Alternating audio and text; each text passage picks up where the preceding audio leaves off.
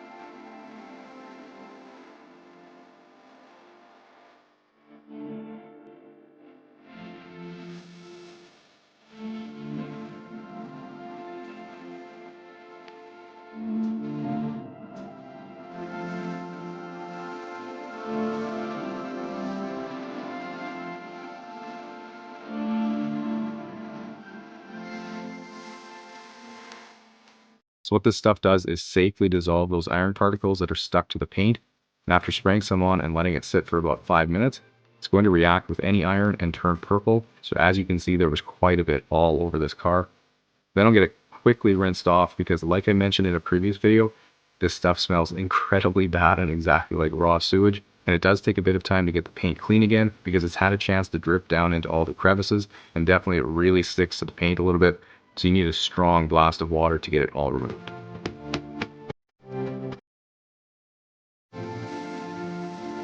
All right, so with a few ounces of my regular car wash soap in the foam cannon mixed with water, I'll spray on some nice thick foam to help loosen any remaining dirt on the vehicle, and then go around with a boar's hair detail brush and use it around all the emblems, door handles, and behind the gas door, all the places my wash mitt would miss.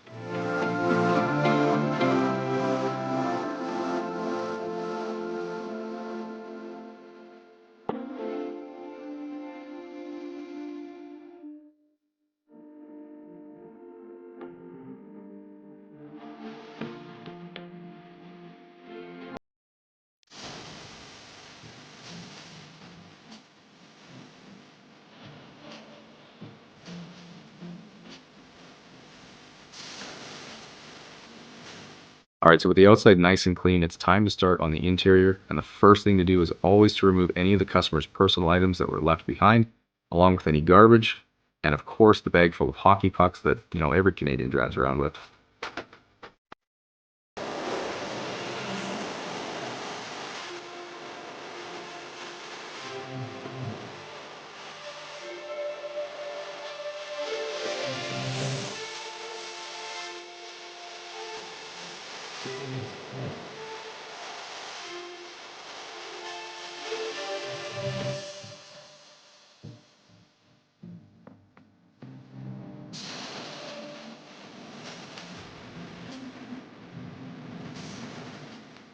All right, so with the carpets vacuumed, I can get started on cleaning some of these dirty spots where the floor mats didn't quite cover. And I know I've seen a few comments asking why I don't clean the interior trim before starting on the carpets.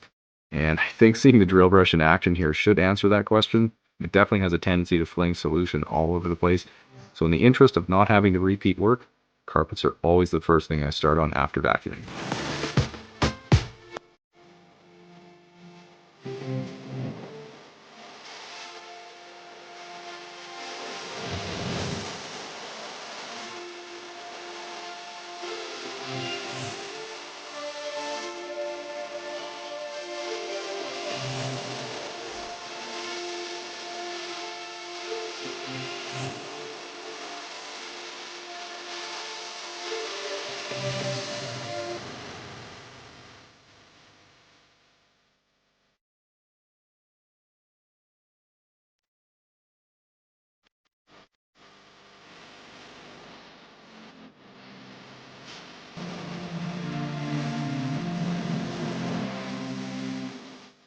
So for any of you who are curious as to what my process is when using the extractor, it's pretty simple in that I do my first few passes while spraying on hot water and will watch to see the color of the water coming up. And if it's dirty or there's still solution coming through, I'll either make more passes or I'll add more solution and use the drill brush again. And once I see the water coming out clear, I'll switch to just extracting to get them as dry as I can. And in terms of how long it takes for the carpets to dry, it's usually only a couple of hours, as I'll have the heater in the garage running and all the vehicle doors open.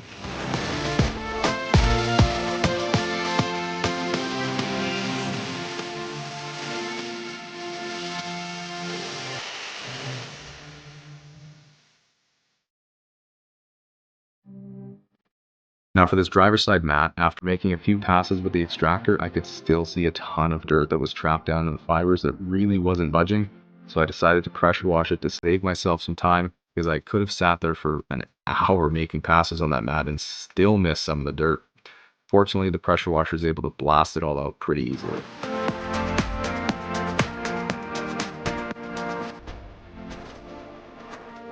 Here's all the dirty water pulled from these carpets and the floor mats, along with a little bit of sludge at the bottom. Gross. So on the driver's door here, the armrest is super dirty. So instead of scrubbing just with the towel, I'm using the steamer to help loosen that dirt, and it's able to get this clean in a fraction of the time.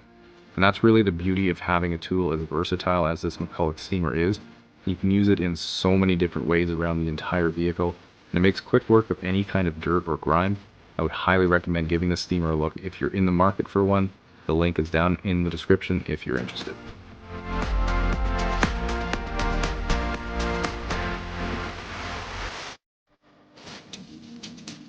Moving down to the pedals, and after spraying on some APC diluted 4:1, which is heavy strength, I'll blast them with some steam and the stiff brush attachment.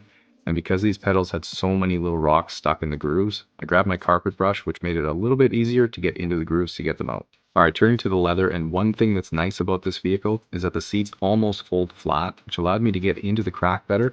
There's a fair bit of grime that had accumulated down there, so I use a horsehair brush to agitate the leather cleaner and then simply wipe it down with a dry microfiber towel.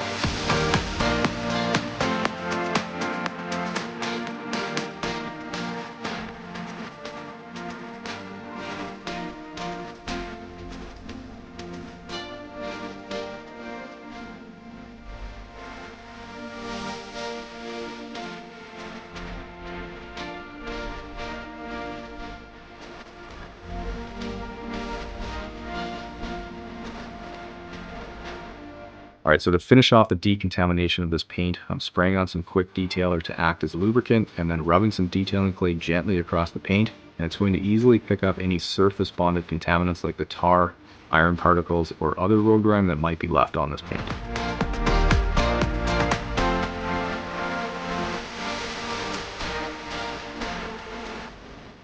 Now with the paint perfectly clean, I'll apply a synthetic paint sealant to really give this car some gloss. So using my polisher with the speed set to about 2 to 3 and a finishing pad, I'll apply a nice thin layer, and then about 15 to 20 minutes later, simply wipe off the residue with a dry microfiber towel.